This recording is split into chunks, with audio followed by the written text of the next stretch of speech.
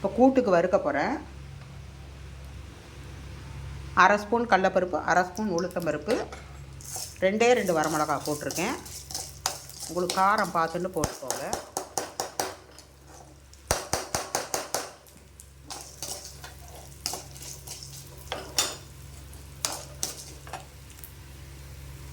நல்லா செவக்க வறுக்கணும்.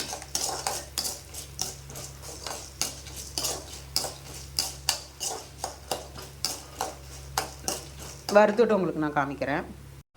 ரசம் வைக்க போகிறேன். மஞ்சத்தூள், உப்பு, பெருங்காயம், கொஞ்சம் வெல்லம் போட்டிருக்கேன். 2 தக்காளி பழம் மேஷ் பண்ணி போட்டிருக்கேன். கொஞ்சமாக புளி கரைச்சி ஊற்றிருக்கேன். ரசப்பொடி கொஞ்சம் போட்டிருக்கேன். அவ்வளோதான். இது நல்லா பச்சை புளி வாசனை போகிற அளவுக்கு கொதிக்கணும். கொதித்ததுக்கப்புறமா வேக வச்ச பருப்பு தண்ணியை மட்டும் இதில் ஊற்றி பொங்கி வர டயத்துக்கு இறக்கி வைக்க வேண்டியது தான். இது தாளிக்கிறதுக்கு நெய் ஊற்றி, நான் ரசத்துக்கு நெய் தான் ஊற்றுவேன். நெய் ஊற்றி கடுகு மட்டும் தாளித்து இதில் கொட்டிட்டா ரசம் ரெடி. செஞ்சுட்டு உங்களுக்கு நான் காமிக்கிறேன். இப்போ பூசணிக்காய் கூட்டு பண்ண போகிறேன். கூட்டுக்கு வறுத்துட்டேன், உங்களுக்கு காமிச்சிருப்பேன். இது இப்போ அரைக்க போகிறேன். கொஞ்சம் ஜீரகமும் தேங்காயும் போட்டிருக்கேன். அரைச்சிட்டு காமிக்கிறேன் உங்களுக்கு. இப்போ கூட்டுக்கு போட போகிறேன். இப்போ பூசணிக்காய் கூட்டு செய்ய போகிறேன். தேங்காய் எண்ணெய் கொஞ்சம் ஊற்றிருக்கேன்.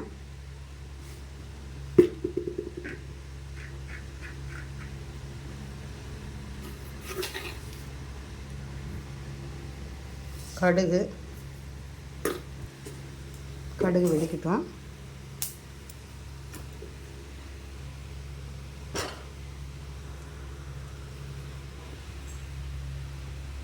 ரசம் கொதிக்குது.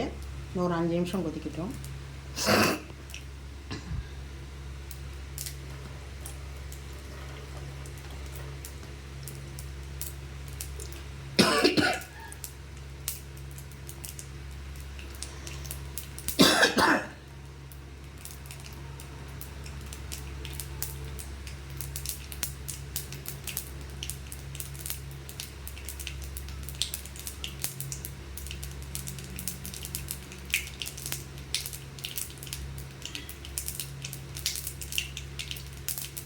கடுகு வெடிச்சிருச்சு.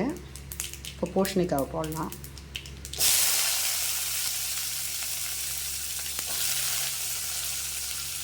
கூட்டுக்குன்னா சின்ன சின்ன பீஸாக கட் பண்ணிக்கணும். இந்த மாதிரி சின்ன சின்னதாக கட் பண்ணிக்கோங்க.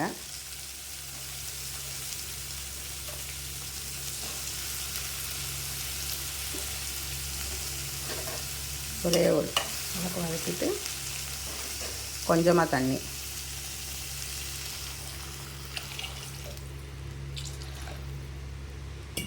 இதுக்கு மஞ்சப்பொடி, உப்பு போடணும். போட்டுட்டு நான் உங்களுக்கு காமிக்கிறேன். இன்றைய சமையல் சுட சுட சாதம், பூசணிக்காய் பொரிச்ச கூட்டு, தக்காளி ரசம், தயிர். இவ்வளோதான் இன்றைய சமையல்.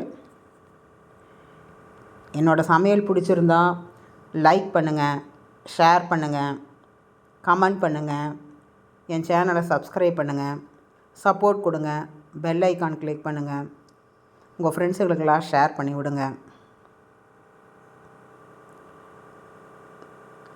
தேங்க்யூ.